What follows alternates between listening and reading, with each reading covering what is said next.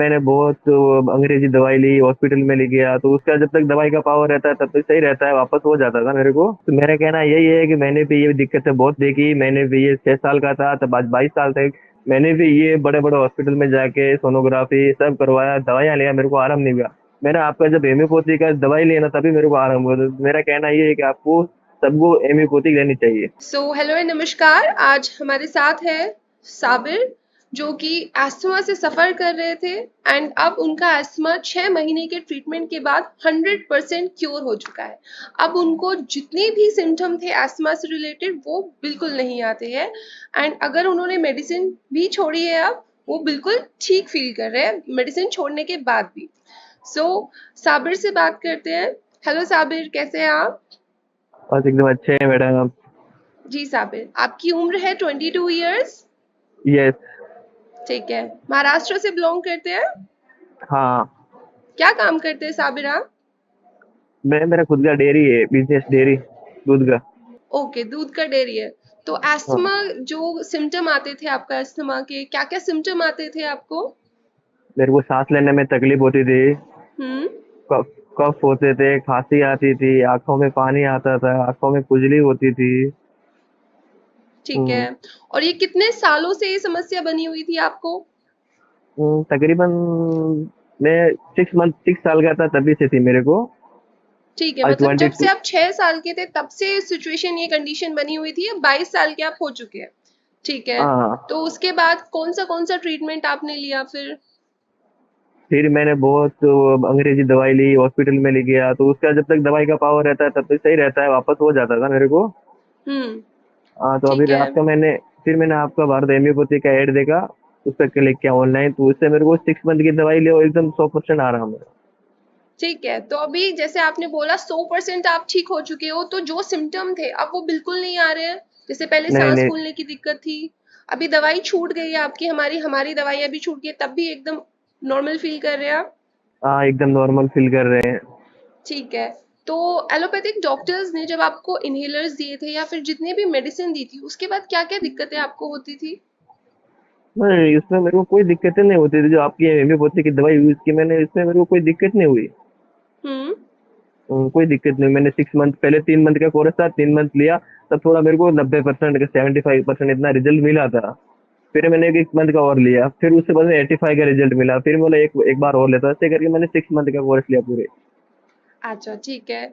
सो हाँ। जैसे आपका ट्रीटमेंट चल रहा था उस दौरान फॉलो अप डॉक्टर्स की टीम आपको कॉल करती थी, फॉलो अप लेते थे आपके रेगुलरली? हाँ, रेगुलरी में टच में जितनी थे। भी आपकी जो भी क्वेरीज होती थी, जो भी दिक्कतें आपको कभी कभी बढ़ जाती है अस्थमा के पेशेंट में, जैसे रात में तकलीफ बढ़ जाती है या फिर धूल में तकलीफ बढ़ जाती है, तो डॉक्टर्स आपका अच्छे से क्वेरी सॉल्व करते थे? हाँ हाँ, कभी कभी ऐसा हो जाता था, तो कभी मेरे को टच में रहते थे। हाँ, तो फिर मेरे को वही दवाई ड्रॉप बताते थे कि कैसा कौन सी लेने की, डबल लेने की, क्या लेने की, वो बता देते थे, तो उससे मेरे को तुरंत आराम हो जाता था। अच्छा, ठीक है। डाइट हमने आपको फॉलो करने के लिए बोला था, डाइट चार्ट हमने आपको एक प्रोवाइड किया था, डाइटिशियन से भी हमने आपकी बात कराई थी। तो डाइट के रिगार्डिंग हमने जो जो परहेज कराए थे वो सब आपने फॉलो किए थे? हाँ मैडम, पूरे पूरे जितना आपने बताया था उतना मैंने पूरे पूरे परहेज किए थे। अच्छा, ठीक है। सो अभी बिल्कुल ठीक हो चुके हैं। आपके जैसे बहुत सारे बच्चे हैं कि जो अस्थमा से सफ़र कर रहे हैं, जो इनिशियली छोटी उम्र में जिनका अस्थमा के सिम्पटम आने शुरू हो जाते हैं और एलोपैथिक दवाइयाँ खाते रहते हैं, उसके बाद उनको आराम नहीं लगता, इन्हेलर्स दे देते हैं डॉक्टर्स उनको, तब भी उनको आराम नहीं लगता है और कंडीशन वर्स होती जाती है।